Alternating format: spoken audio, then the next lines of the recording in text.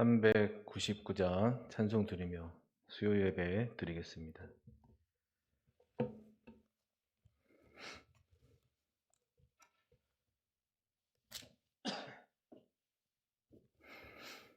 (399장입니다) 어린 양들아 두려워 말아라. 주님 우리와 함께 하신다. 하늘과 땅의 모든 권세로 그 양떼들을 항상 지키신다. 오직 믿음으로 두려움 없으리. 오직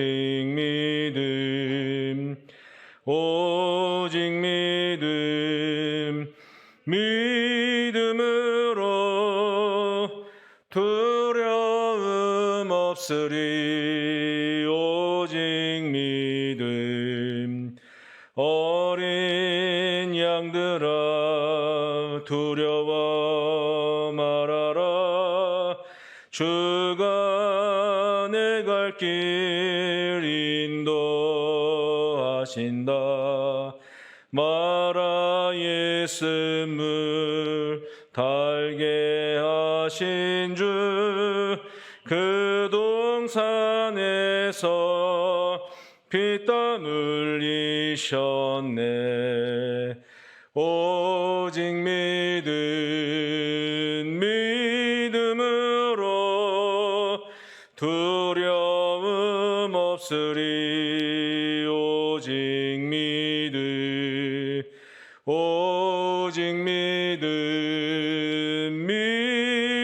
믿음으로 두려움 없으리. 오직 믿음. 어린 양들아 두려워 말아라. 주님 언제나 함께 하신다. 고난과 역경 환난 중에도 능력의 주님 너를 지키신다. 오직 믿음으로 두려움 없으리.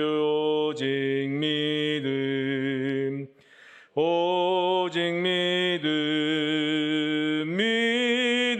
믿음으로 두려움 없으리. 오직 믿음. 시간 김홍식 안소집사님 기도해 주시겠습니다.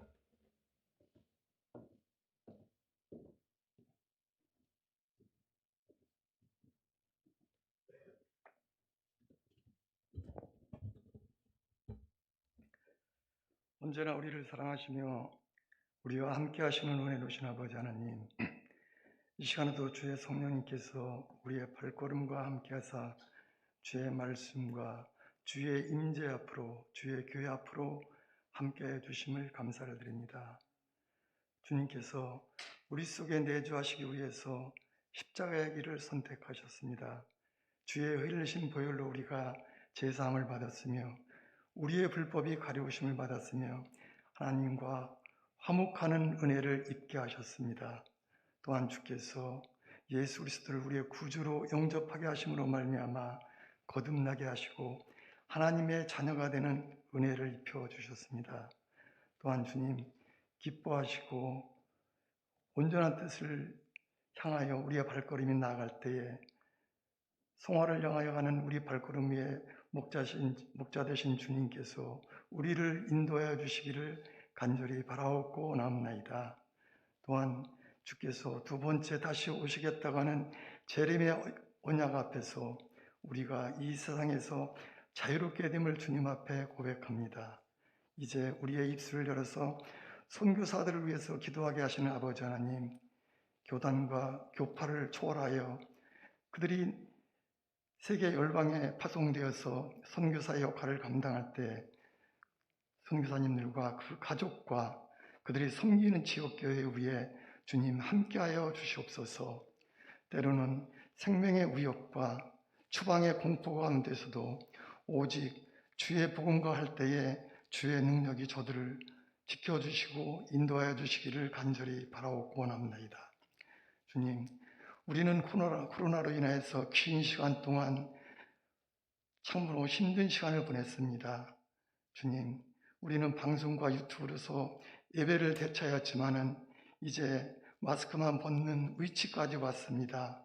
우리의 마음을 주님께서 권면하여 주셔서 다시금 대면 예배 앞으로 우리의 발걸음을 옮기게 하여 주시옵소서. 같이 모여서 기도하고 찬양하며 말씀의 은혜를 나눈 가운데 주님의 교회를 세워갈 수 있도록 주께서 은혜를 베풀어 주시옵소서. 또한 믿음이 연약하여 주저앉아 있는 심령도 있으며 주님의 교회를 떠난 연약한 심령도 있습니다. 또한 육신의 질병으로 인해서 가족과 함께 낳기를 간구하는 연약한 심령들 위해 주님 찾아가 주시고 위로하여 주심으로 인하여 하나님의 사랑을 체험할 수 있도록 주님 도와주시옵소서. 주님, 우리는 새벽에도 주의 말씀을 들었습니다. 이 시간도 주의 말씀 앞에 섰지만은 우리의 굳어진 마음은 주의 말씀을 듣지만 변하지 않고 있습니다. 그럼에도 불구하고 우리를 긍휼히 여겨주신 주의 사랑을 덧입어서 하나님의 십자가의 사랑의 깊이와 높이와 넓이와 길이가 어떠함을 증거하며 즐겁고 기쁜 마음으로 신앙생활할 수 있도록 우리의 발걸음 위에 성령님 도와주시기를 간절히 바라옵고 원합니다. 이 모든 말씀을 우리 주 예수 그리스도의 이름으로 기도드립니다. 아멘.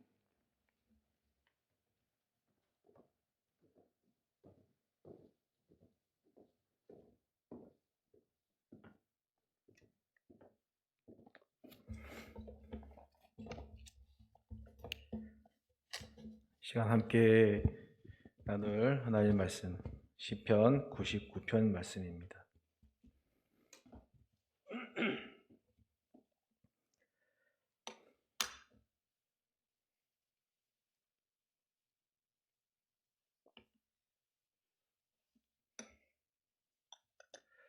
시편 99편 9절까지 한 목소리로 받들어 봉독합니다. 여호와께서 다스리시니 만민이 떨 것이요 여호와께서 그룹 사이에 자정하시니 땅이 흔들릴 것이로다. 시온에 계시는 여호와는 위대하시고 모든 민족보다 높으시도다.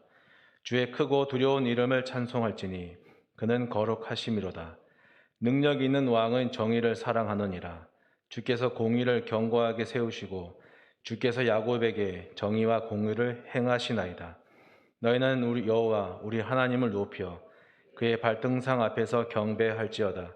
그는 거룩하시도다. 그의 제사장들 중에는 모세와 아론이 있고 그의 이름을 부르는 자들 중에는 사무엘이 있도다. 그들이 여호와께 간구함에 응답하셨도다. 여호와께서 구름 기둥 가운데서 그들에게 말씀하시니 그들은 그가 그들에게 주신 증거와 율례를 지켰도다. 여호와 우리 하나님이여 주께서는 그들에게 응답하셨고 그들의 행한 대로 갚기는 하셨으나 그들을 용서하신 하나님이시니이다.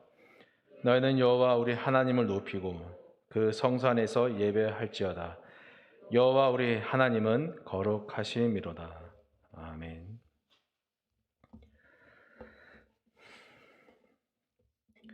마스크를 처음 쓸 때는 아닌데 자꾸 쓰고 찬양하고 설교하다 보니 쓰면 쓸수록 답답한 게 마스크네요. 네, 얼른 적응이 안 돼. 써도 적응이 안 되는 게 마스크인 것 같은데 얼른 기도하신 대로 벗는 날이 빨리 왔으면 좋겠습니다. 저희 집 올라가는 중에 3층에 보면 어린이들 독서 학원이 있는데 그 독서 학원에서 매주마다 이제 그 작은 게시판에 좋은 글을 이렇게 한 주에 하나씩 이렇게 게시를 해줍니다. 근데 며칠 전 이제 제가 퇴근하고 집에 가면서 그 게시된 글을 한참을 서서 보게 되었어요. 왜 그랬냐면은 그걸 읽고 있는데 마치 시편을 읽고 있는 듯한 느낌을 제가 받아서 시편을 이제 오늘 99편까지 이제 보는 제 마음을 그때는 이제 이제 99편을 설교를 해야 한다는 그때겠죠. 이제 그런 마음을 요약해 주는 것 같기도 하고 또 한편으로는 제 마음을 위로해 주는 것 같기도 해서 한참을 서서 이제 저 문구를 읽었습니다. 내용은 이렇습니다. 저기 나와 있는 내용인데요. 중요한 것은 목적지가 아니다. 목적지가 우리에게 부여하는 여정 그 자체이다. 그 여정이 나를 허물고 새로운 나로 만들어 간다. 걸음을 옮겨라. 두 다리가 점점 지쳐 무거워지면 너의 날개가 펼쳐져 비상하는 순간이 올 것이다. 이런 내용이거든요. 여러분, 우리는 하나님을 목적지로만 생각하면서 정작 그 목적지까지 가는 데 있어서 하나님을 믿는 것이 무엇인지 우리는 잘 몰라요. 놓치고 살아요. 정말 어느 순간에 어떻게 하나님을 선택해야 되는지를 우리는 잘 배우지 못하고 살아갑니다. 막상 선택하려면은 그때 또 되면 이리 앞뒤 또 재봐야 될 것이 너무 많아서 두려워합니다. 그래서 늘 걱정하고 정작 하나님 안에서 평안을 누려라 하는데 그 평안을 누리지 못하고 경험하지 못하고 사는 적이 우린 참 많은 것 같습니다. 그러나 목적지를 향해서 가는 우리의 여정을 우리가 즐길 수만 있다면 내 신앙의 선입견을 좀 내려놓고 하나님을 바라보는 것을 연습하려고만 우리가 좀 생각을 한다면은 하나님을 믿는 것이 무엇인지 그 하나님을 선택하는 것이 무엇인지를 조금 느리게 가지만 그러나 정확한 방향대로 가면서 배우게 되지 않을까요? 두 다리가 무거우면 너의 날개가 펼쳐질 것이라고 하는 것처럼 우리 그렇게 가다가 지쳐 있으면 하나님이 너에게도 날개가 있다고 내가 너의 힘이라고 말씀해 주시지 않겠습니까? 그래야 우리의 신앙생활이 힘이 있어지고 즐거워지고 보람되지 않겠습니까? 1절에 보시면요. 통치하시다 이 말씀이 있는데 이 통치한다라는 시제는 완료형이에요. 그래서 하나님의 통치가 이제 끝났다 그런 완료형이 아니라 하나님의 통치하시는 그 행위를 아무도 부정할 수 없음을 이제 더 이상 확인할 필요가 없다 하는 의미에 있어서 완료형인 거예요. 이제까지 누구나 다 검증해 봤지만 그러나 하나님의 통치는 지금까지 계속되고 있다 하는 그런 역설이겠죠. 이 말은 사실은 우리가 하나님께 해야 되는 말이죠. 우리가 하나님께 대해서 하나님의 통치하심은 지금도 우리에게 변함이 없고 끊임이 없습니다라고 우리가 해드려야 할 말이고 우리가 고백해야 할 말이죠. 그런데 하나님을 믿지 않는 사람들은 하나님이 악을 청소하고 그래서 의를 드러내는 것을 모르기 때문에 하나님을 통치한다라는 말을 할 수가 없는 거예요. 여기 1절에 또 뒤에 보시면 다스리시니 하면서 만민이 떨 것이다 하는데 안 믿는 사람들은 그냥 무섭고 두려워서 떨지만 사실 우리의 떨림은 다른 것 아니겠습니까? 우리의 떨림을 다른 한마디로 요약하면은 경외감이잖아요. 경외심이잖아요.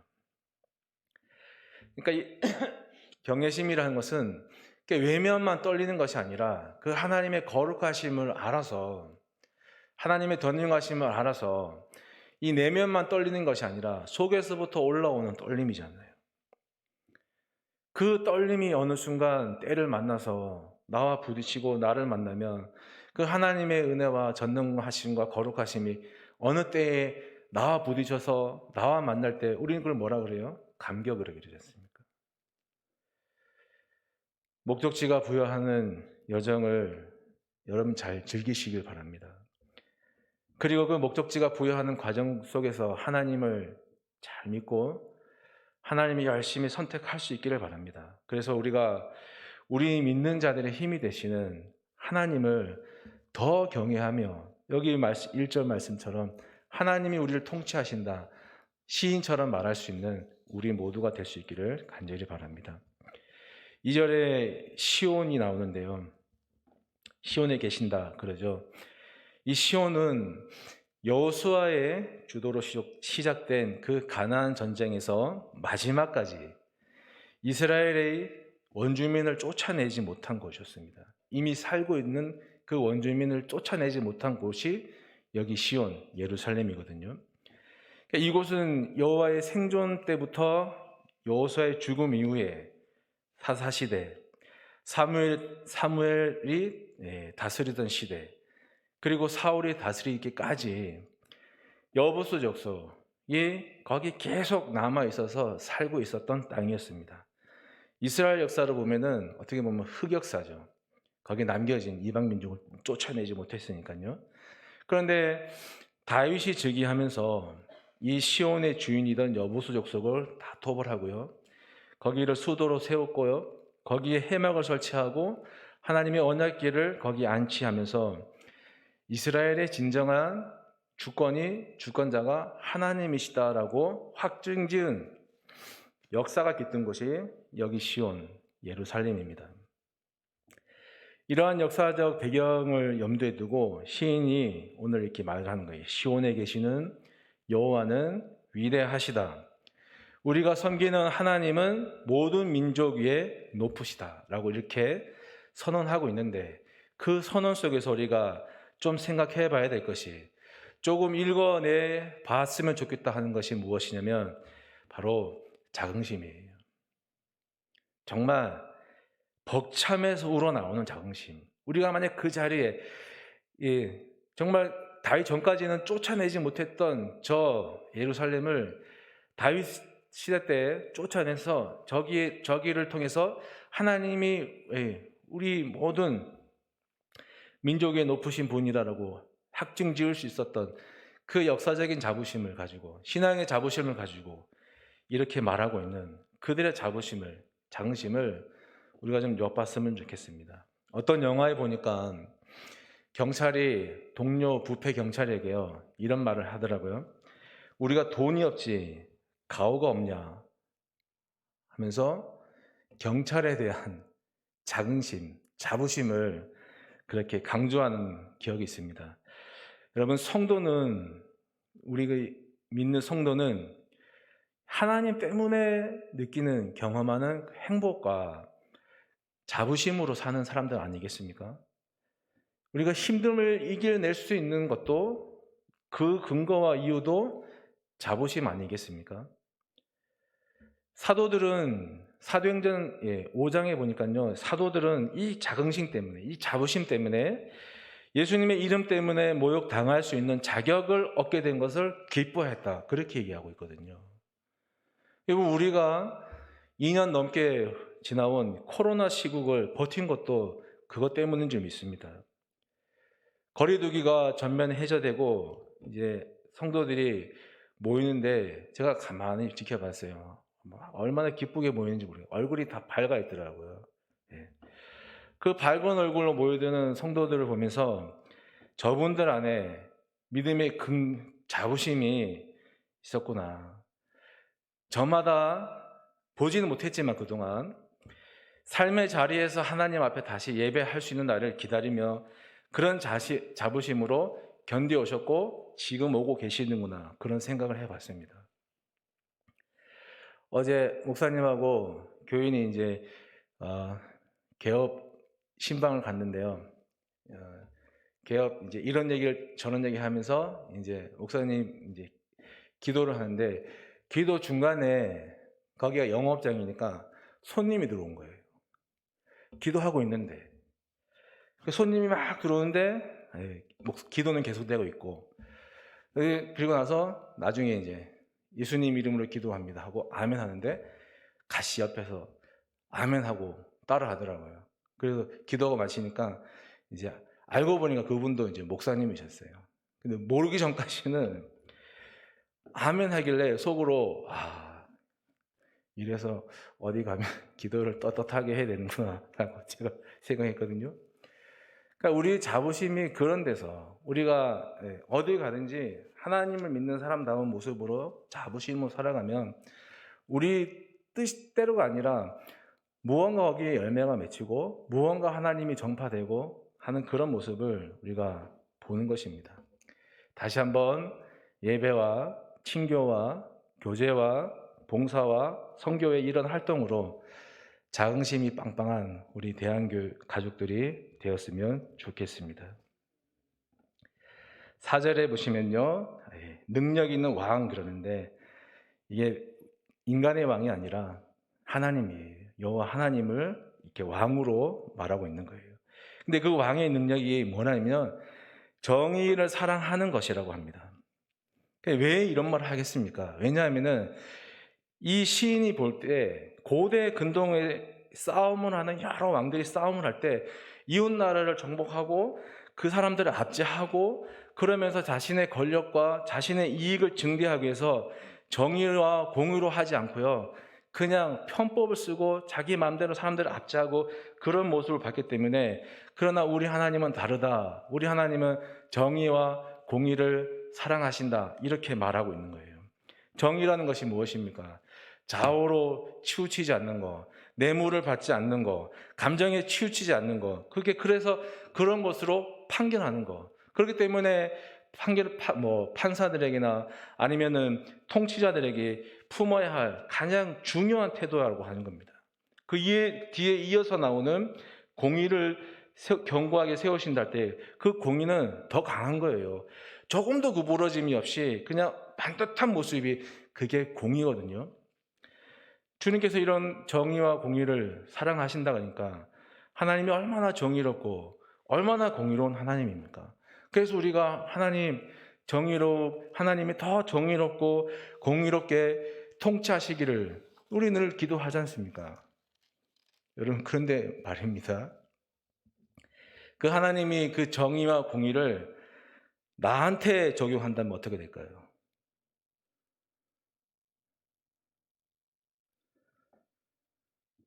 하나님이 조금의 감정의 치우침도 없이, 조금의 구부러짐도 없이 정의와 공의를 나한테 적용한다면, 모르긴 해도 고구마 10개 먹고 물 안 먹는 것 같이 아마 그런 답답한, 그렇게 힘듦이 느껴질 겁니다.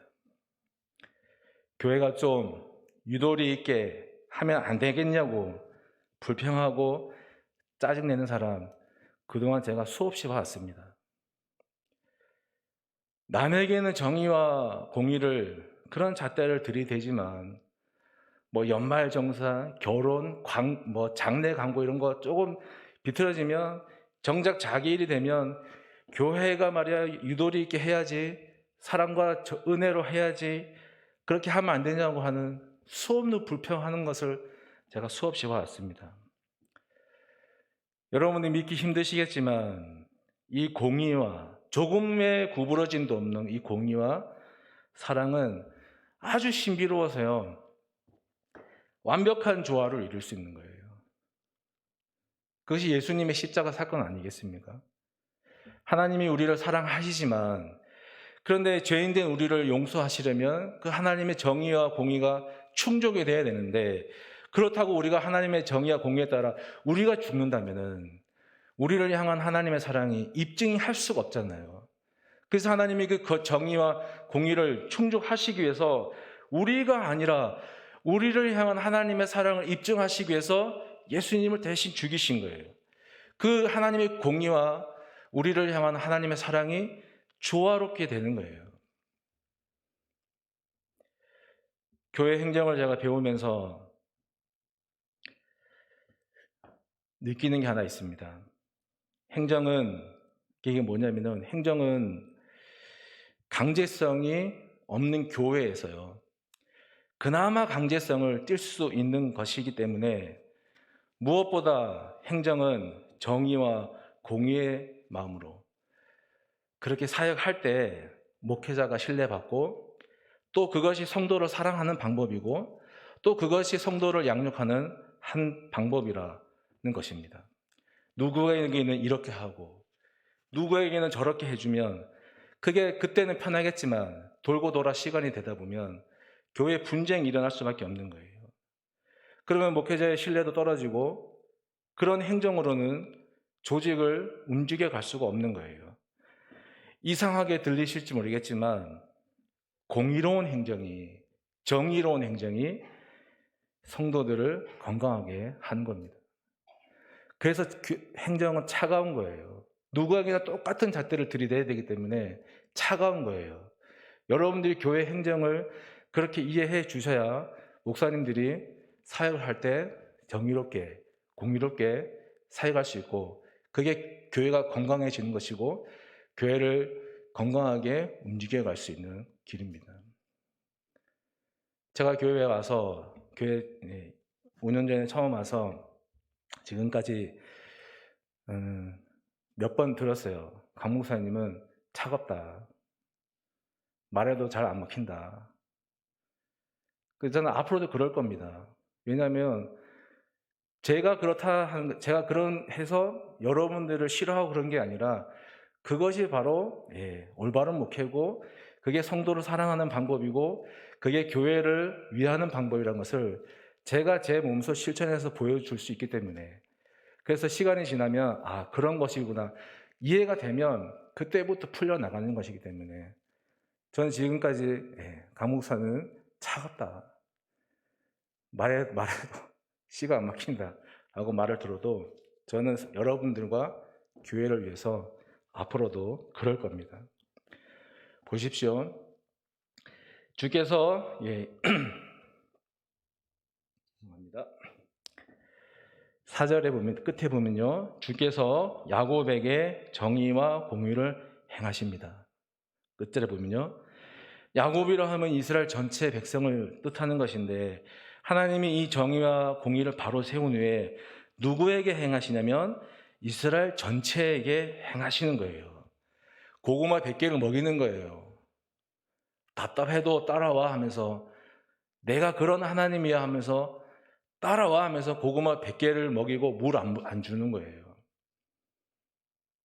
좀 유도리 있게 하면 좋을 텐데 난 그렇게 안 하겠다. 이게 너희를 위한 길이다 라고 말씀하는 거예요. 그걸 고독동 주민에게 먹이겠습니까? 이 고구마 100개를 고독동 주민에게 먹일까요? 천만에요. 택한 교인들이 그릇된 길로 가면 그 본래의 길로 돌아가라고 정의와 공의를 세운 후에 하나님이 이걸 누구에게 행하느냐? 고독동에 있는 대한교회 교인들에게 먹이는 거예요.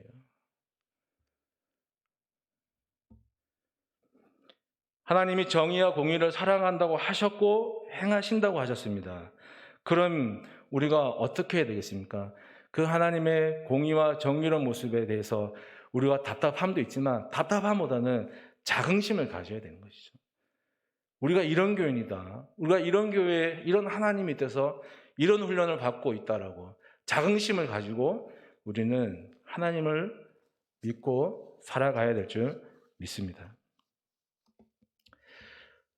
5절에 보면은 너희는 여호와 우리 하나님을 높여라 이렇게 하는데 너희와 그리고 우리라고 하는 표현을 굳이 분리해서 쓰고 있다는 거예요.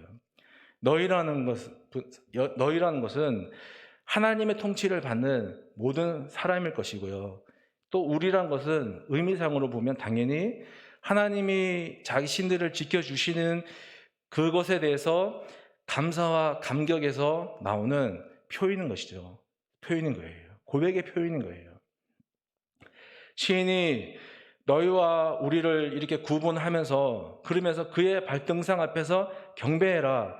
그러면 그런 찬양을 권유하고 그러면서 어떤 자기들의 자부심을 고치시키는 것도 있지만 사실 이 표현 속에는 그거 이상으로 더 깊은 표현이 있는 거예요. 여러분, 우리가 찬양이, 하나님의 그 찬양의 고관을 얼마나 채운다고 우리 찬양을 하라 그러겠습니까? 우리가 찬양하지 않아도 이미 하나님은 충분히 그러신 분인데 굳이 우리한테 찬양하라고 왜 그러겠습니까? 그의 발등상 앞에서 찬양하라, 이것은요, 너희가 만약 하나님을 너의 인생의 주인과 왕으로 알고 나와서 경배하는 자를, 하나님은 그런 자를 원하신다는 거예요. 하나님은 그런 살아있는 신앙을 가지고 하나님께 진실한 경배를 드리는 사람을 지금도 기다리고 찾고 있다 하시는 거예요. 너희가 어떤 혈통이나 가문이나 신앙의 연륜 이런 것들로 하는 게 아니라 영과 진리로, 그런 목마름으로 하나님을 예배하고 싶다면 얼마든지 언제든지 와서 예배해도 좋다 하는 그런 말이에요. 이런 분들도 있어요. 혈통, 가문, 신앙이 오래된 거 이런 걸로, 이런 것에 의존을 하진 않지만 또 이런 분들도 있죠. 제가 주님을 위해서 한 것이 너무 없기 때문에 하면서 그런 지나친 겸손에 눌려있는 사람들, 하나님이 거기에 눌려 살라 하시겠습니까? 거기에서 빠져나오라 하는 것이죠. 지나친 겸손은 사실 겸손이 아니에요. 하나님이 그런 것에서 빠져나와서 그런 것에 눌려있지 말고 나와서 정말 믿고 구하는 사람이 되라 말씀하십니다. 6절에 나와 있는 모세, 아론, 사무엘, 그런 이 사람들이 그런 사람들이었다라고 말하고 있어요. 이스라엘 백성이 범죄해서 다 전멸할 위기에 빠졌을 때 모세가 그들을 위해서 하나님께 용서를 구하지 않습니까? 하나님 용서해달라고 말하지 않습니까? 그런 모세, 광야에서 고라 자손들이 범죄한 그 범죄 때문에 전멸할 위기에 놓여 있었는데 그때 향로를 가지고 하나님 앞에 속죄 제사를 드리면서 이 전멸할 사람들을 구원해 준 그런 아론, 블레셋 공격에 큰 위기를 맞은 이스라엘 전체 백성을 위해서 하나님께 부르짖었던 사무엘, 그 사람들이 무슨 자격이 있어서 부르짖었겠습니까? 하나님 믿고 구했더니 하나님이 응답하셨다는 거예요. 하나님이 너의 인생의 주인이라고 너가 만약 인정하고 믿는다면 언제든지 얼마든지 부르짖으면 내가 응답하겠다. 그 뜻이 너는 그의 발등상 앞에서 경배하라, 거기에 들어가 있는 거예요. 하나님 앞에 엎드리는데 무슨 경력이 필요하고 무슨 자격이 필요하겠습니까? 부디 우리가 열심히 엎드려서 응답받는 그런 복의 주인공들이 되시기를 부탁드립니다. 7절에 이어서 보시면요, 모세, 아론, 이 사무엘의 기도에 대해서 하나님이 응답하셨다 이렇게 말하고 있어요. 그런데 하나님이 응답하신 이유는 그 부르짖는 사람들의 경력과 자격에 있는 것이 아니라 그들이 하나님의 말씀하신 율례를, 그 법도를 성실하게 이행했기 때문에 하나님이 그들의 간구를 들으셨고, 그들이 하나님의 말씀을 성실히 지켰기 때문에 그들이 하나님을 존중하게 대우했기 때문에 하나님도 그들을 존중히 여겨서 그들이 간구하는 것에 응답하셨다, 그런 것입니다. 이걸 구름기둥으로 표현하셨다, 이걸 구름기둥으로 보여주셨다, 그렇게 말하는 거예요. 모세가 구름기둥 가운데서 이야기할 때 그걸 지켜보는 사람들이 뭐라 생각하겠습니까? 하나님의 현현 아닙니까? 하나님께서 그 속에서 말씀하시는 건 아닙니까? 우리가 알듯이 이 출애굽 1세대의 행태가 얼마나 불순하고 폐역했습니까? 사무엘 시대 사람들은요, 하나님의 말씀이 아닌 제 소견에 오른 대로 행했던 정말 영적 암흑기의 사람들이었고요, 비전과 꿈이 상실된 그런 시대를 살았습니다. 비록 어두운 시대에 살았지만 그 속에서 모세와 아론과 이 사무엘 같이 하나님의 말씀을 성실하게 행하고 순종의 충성을 다하고 악한 세대를 위해서 중보기도 하고 그러면서 하나님 앞에 하나님 믿고 응답하면 하나님이 응답하신 거예요. 그러니 우리도 오늘 현실을 살면서 고구마 100개 먹은 것 같은 답답함이 있더라도 하나님을 믿고 하나님 앞에, 하나님의 발등상 앞에 엎드려 기도할 필요가 있는 것입니다. 여러분들이 광야에서 하나님이 보여주셨던 그 기둥의 경험과 소망으로 살아가시기를 다시 한번 부탁드립니다. 99편은요, 하나님을 높이는 삶, 그 하나님의 거룩하신 얼굴 앞에서 하나님을 경배하는 것 같은 그런 삶을 촉구하고 있는 거예요. 우리가 하나님의 말씀을 성실히 지키고 또 그러면서도 하나님을 존중히 여기고 또 하나님의 말씀에 순종하고 그러면 하나님도 우리의 그런 열심과 헌신에 맞게 우리에게 걸맞게 응답하신다고 하였습니다. 이런 어떤 하나님의 공의와 정의를 꾸준히 우리가 우리 실생활에서요 실천할 수 있는 가장 현실적인 이유를 제가 본문을 읽으면서 또 주석을 참고하면서 제가 제 나름대로 그냥 이거다라고 찾아봤는데 가장 현실적인 이유가 있다면 한번 보시겠습니다. 5절과 8절과 9절. 5절에 뭐라 돼 있죠? 5절에요. 너희는 여호와 그냥 한번 읽겠습니다. 시작. 너희는 여호와 우리 하나님을 높여 그의 발등상 앞에서 경배할지어다. 그는 거룩하시도다. 그리고 8절에 또 한번 읽어보겠습니다. 여호와 우리 하나님이여 주께서는 그들에게 응답하셨고 그들의 행한 대로 갚기는 하셨으나 그들을 용서하신 하나님이시니이다. 9절에요. 너희는 여호와 우리 하나님을 높이고 그 성산에서 예배할지어다. 여호와 우리 하나님은 거룩하심이로다. 요 세 개의 말씀에 공통적으로 들어가는 게 뭘까요? 예? 거룩. 역시. 사실 이 시편 99편의 저자는 하나님은 거룩하신 분이다. 그래서 우리가 그분을 예배하고 경배해야 된다. 그 말을 하는 건데 제가 말씀드린 것처럼 우리가 실생활에서 정말 하나님의 말씀을 성실히 지키고 하나님의 말씀에 순종하고 살아갈 수 있는 가장 현실적인 답을 찾으라 면 여기 세 개 구절에 나와 있는 공통대 하나님이 우리 하나님이기 때문에 그런 거예요. 여러분 어디 나가서 목사님 그 교인들이 어디 나가서요 담임 목사님을 자랑할 때 목사님 앞에 어떤 글자를 쓰시는지 아세요? 교인들이 목사님 자랑할 때 야, 너 우리 교회 한번 와봐라. 야, 우리 목사님 대단하다. 설교도 잘하고 얼굴도 잘생기고 뭔 글자 붙여요? 예? 담임 목사님이 제가 교회 처음 와서 적응 안 될 때 하시던 말이 기억나요. 강 목사가 아직 적응이 안 돼서 그랬는데 그 증거가 뭐냐면 우리 대한교회란 말을 안 붙여요. 예. 적응되면 우리 대한교회를 붙이죠. 예.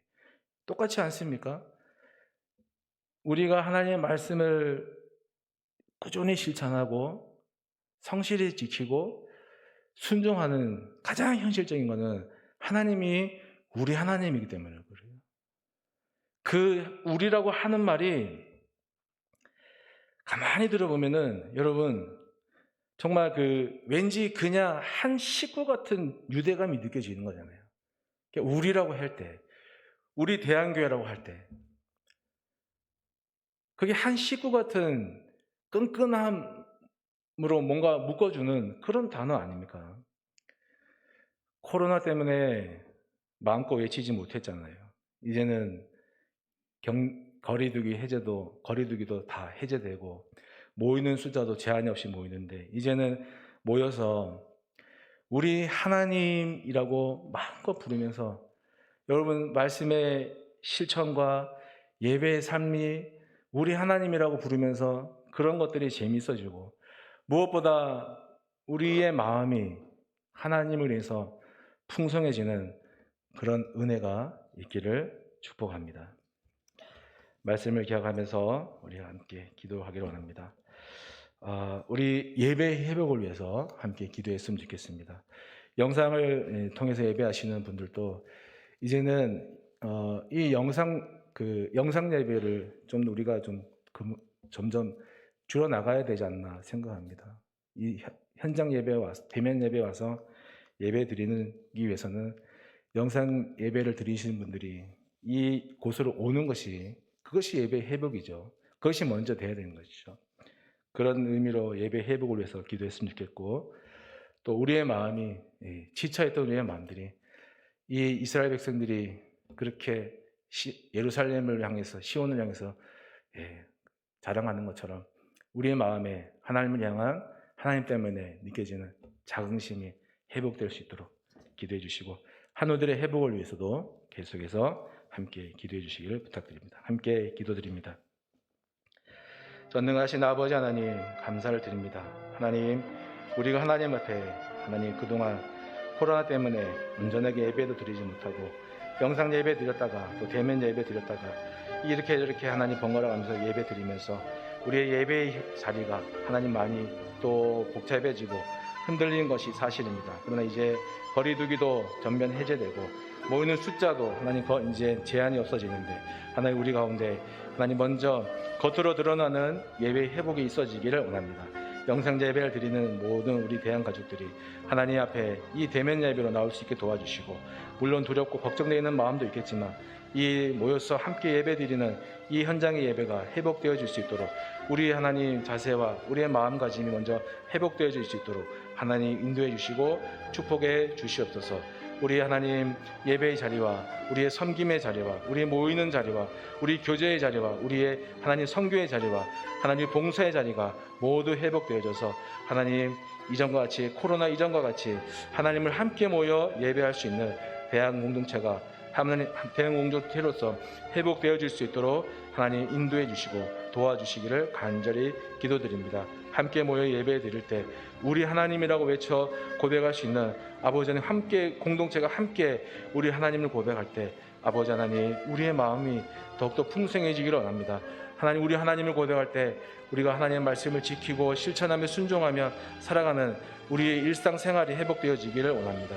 우리의 믿음이 우리의 신앙의 삶들이 회복되어지기를 간절히 소망하오니 거룩하신 하나님 전능하신 하나님 우리 가운데 임재하셔서 우리를 회복시켜 주시고 우리의 예배의 자리를 회복시켜 주시옵소서. 코로나 때문에 하나님 모이지 못하고 모든 것이 짓눌려 있는 가운데 특히 우리의 마음을 회복시켜 주시길 원합니다. 마음이 영적 싸움을 하는 가장 아버지 하나님 최전방이라고 우리는 알고 있습니다. 이 마음이 무너지지 않기를 소망합니다. 이 마음이 더 이상 흔들려지지 않기를 소망합니다. 이 마음이 하나님으로 인해서 풍성해지기를 원합니다. 이 마음이 예배의 자리를 통해서 찬양을 통해서 기도를 통해서 교제를 통해서 봉사를 통해서 하나님 더욱더 튼튼해지기를 원합니다. 그리하여서 하나님 우리의 마음에 이스라엘이 시온을 향해 자부심을 가지는 것처럼 우리도 하나님 이 대한교회에서 하나님 앞에 예배함으로 자긍심을 가지고 자부심을 가지고 우리가 믿는 하나님을 통해서 기뻐하며 즐거워하며 하나님 예배할 수 있는 그렇게 하나님 믿음의 마음이 아버지는 회복되어지기를 간절히 소망하오니 아버지 하나님 무엇보다 우리의 마음이 강하고 튼튼해져서 담대해져서 정말 믿음의 아버지 하나님 흔들림 없이 살아갈 수 있는 그런 성도들 그런 대한가족들이 다 될 수 있도록 주님 복을 내려 주시옵소서.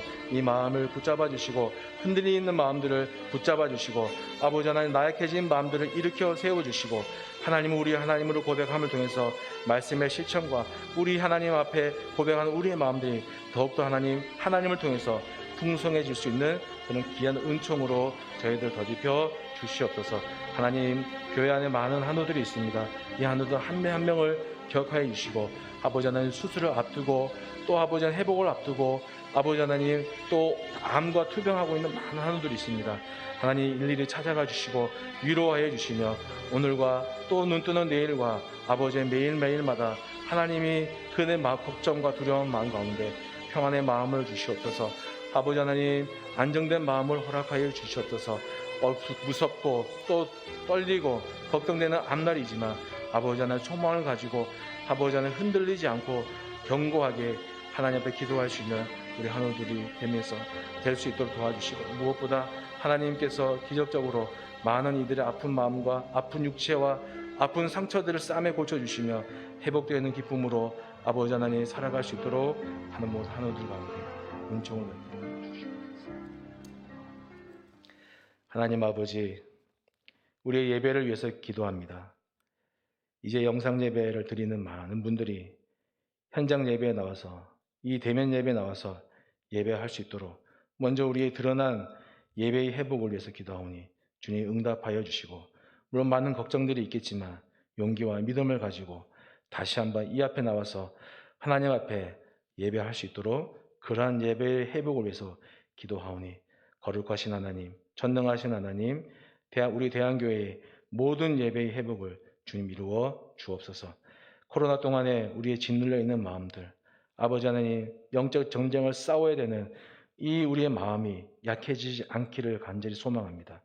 이 마음을 강하고 튼튼하게 붙잡아 주시고, 가나안 전쟁을 앞둔 아버지 하나님 여호수아에게 마음을 붙잡으라고 말씀하신 것처럼 오늘 우리의 마음도 붙잡게 도와주시고, 아버지 하나님 여호수아가 그렇게 했던 것처럼 우리도 말씀을 통해서 또 기도를 통해서 하나님을 의지하는 것을 통해서 우리의 마음을 강하고 흔들림 없는 마음으로 붙잡아갈 수 있도록 성령께서 우리의 마음을 인도해 주시옵소서.